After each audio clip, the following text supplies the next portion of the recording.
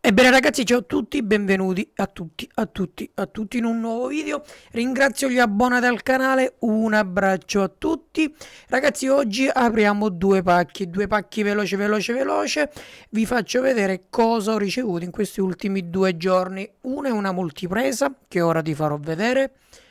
Tic con molla, sono delle asciugo più delle USB, e poi c'è una cosa molto interessante. Abbiamo due porte USB da 2.1 ampere cada uno, in tutto 10.5 watt totali, 1 2 3 prese asciugo. E se invece la presa è normale, tipo a 3? A 3 non la puoi mettere.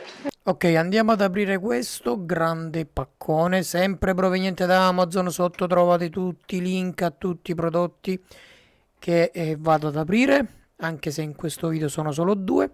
Comunque questo ragazzi è un porta bicicletta, o meglio è un supporto per la ruota posteriore della tua bicicletta. Questo è per pedalare indoor, cioè dentro in garage o dove tu voglia.